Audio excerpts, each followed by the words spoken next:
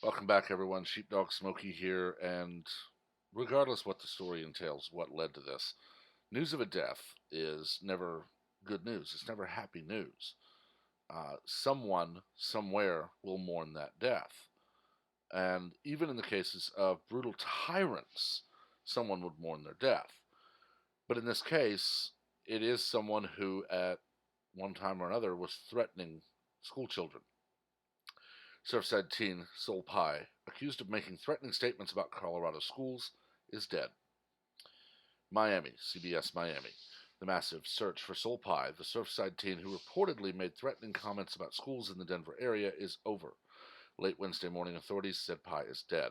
They said she died a self-inflicted gunshot wound in the Littleton area. Surfside's police chief is crediting the family of Sol Pai with giving detectives invaluable information that led them to Colorado. That's where a woman matching her description was seen running naked with a gun through a wooded area in a national forest not far from Denver. She'd reportedly made threats to commit an act of violence in the Colorado area. I am sad to have to report that Miss Sol Pai took her life and was found by Colorado authorities, said Surfside Police Chief Julio Hierro, or maybe Julio Hierro. 2 days after Surfside Police received a report that 18-year-old Pai went missing from her family's home, her body was found with a self-inflicted gunshot wound in the foothills of West Denver. First, I would like to express the family's grief in the situation, and they are grateful no one else was hurt. Pai's father had hoped that this would not turn tragic. Please come home. I think she's going to be okay, her dad said. In the morning, investigators were seen entering the family home carrying a large brown bag. Hours later, we learned the sad news. Colorado police believe Pai had taken an Uber to the Echo Lake area near the base of Mount Evans. The FBI just confirmed she died from a self-inflicted gunshot wound, said Jeff Schrader, Jefferson County Sheriff. More than 24 Colorado schools were locked down after Pai reportedly made threats just days before the 20th anniversary of the Columbine massacre that claimed the lives of 12 students and a teacher, which they said Pai was infatuated with. Information came into the FBI that there was concern about a credible threat, Schrader said. Pai had been considered armed and dangerous after buying a pump-action shotgun and ammunition after flying there from Miami. We are relieved that there is no longer a threat to our schools, and we need to express our gratitude, said Jackson Glass, Jefferson County School Superintendent. I want to express my gratitude to the FBI agents who joined us in this investigation and the Colorado authorities. Their collaboration prevented a tragedy in this situation, Hierro said. The family contributed greatly to this investigation from the outset. They provided us with invaluable information that led us to Colorado and a lot of things that prevented more loss of life. Now, Colorado authorities are stepping up their focus on keeping youngsters safe in school. Our goal is now to focus on curbing the crimes and fear of crimes, said Schrader. Sources tell CBS 4 that when Miami Beach police were notified that Pai was a student at Miami Beach High School, they began digging into her background and discovered deeply disturbing posts on her social media accounts. Now, I'm not going to go too far with this one, but I will point out that if she was found dead with a handgun, before anyone starts saying we need gun control, it is illegal to purchase a handgun until the age of 21 in this country. Pump action shotgun, on the other hand, was legal but would have required a background check that would have gone through NICS. Evidently, there was no record that caused that background check to flag her. If it was not run, it was an illegal purchase. So all of the laws that are already in place would not have stopped this. What would have stopped this, however, would have been anyone who had her as a friend on social media reporting these deeply disturbing posts. This doesn't just happen overnight. This doesn't just spring up where someone all of a sudden posts multiple disturbing items, flies to Colorado, buys a shotgun and ammunition, takes an Uber to the base of Mount Evans after threatening schools, and then kills himself. This was a disturbed young woman, and if someone had recognized it, she might be alive today. It is a horrible thing. A family has lost a loved one, and that's only going to bring up more questions as they find out that a lot of people missed a lot of things. When we look at Columbine, when we look at Parkland, when we look at uh, any mass shooting or any mass attack, it's always hindsight is 2020. But with the exception of Columbine, we now have so many things that should honestly have clued someone in to say there's a problem here.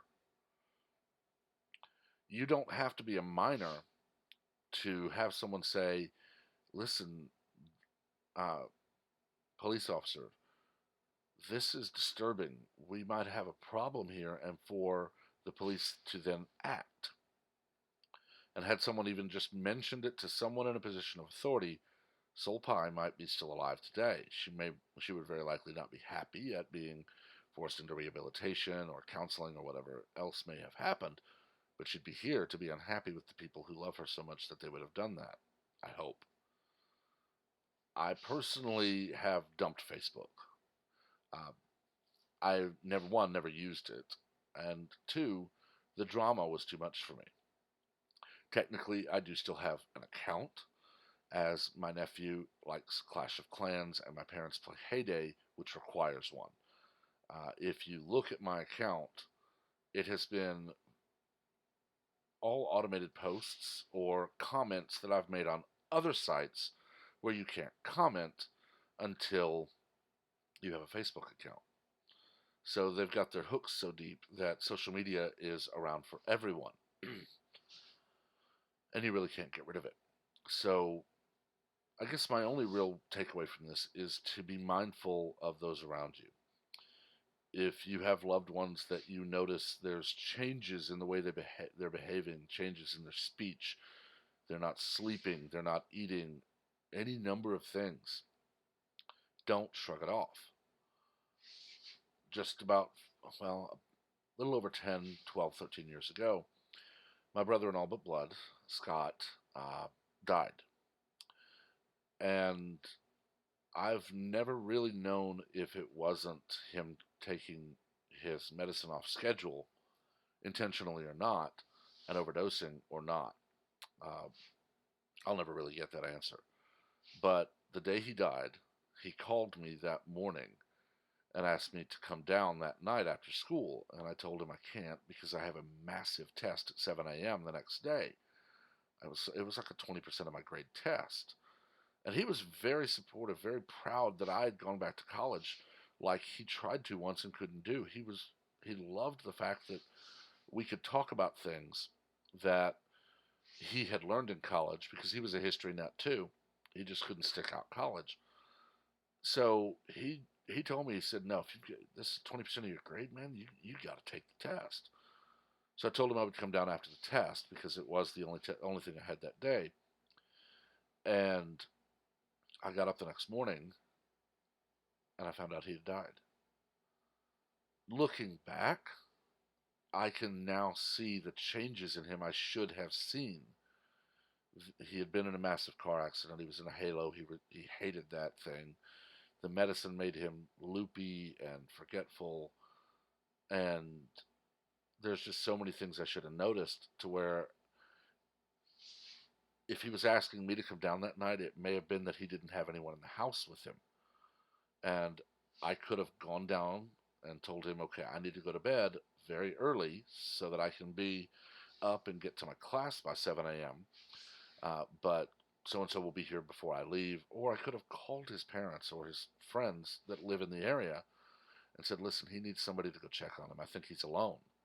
And I didn't. And it still eats me up. Just like people who are going to look back on this and say, if we'd looked harder, if we had maybe asked questions, what would have happened? And what ifs are going to kill you.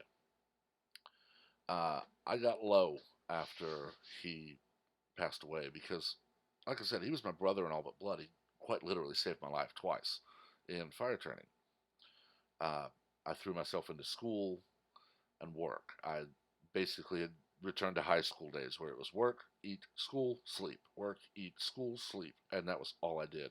Wasn't talking like I used to, and friends called me out on it, and probably pulled me out before I would have pulled myself. But we can all do that for each other. So remember that sometimes, yeah, we all know we're not alone, but sometimes that's hard to remember. And if you watch and listen, question, and you just kind of, you're there for those times when things change around, you'd be surprised what you might be able to change. I'm going to end it here.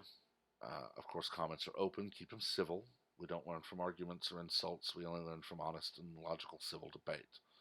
Also, remember to share the video, like it if you want, and please subscribe and turn on notifications so you're the first to know of new content as it is posted. Uh, for now, there's a family in Florida mourning the death of a young woman, and that's a horrible thing to have happen. At least, as they've said, it wasn't worse than it was. So yeah, until next time, guys, have a good day.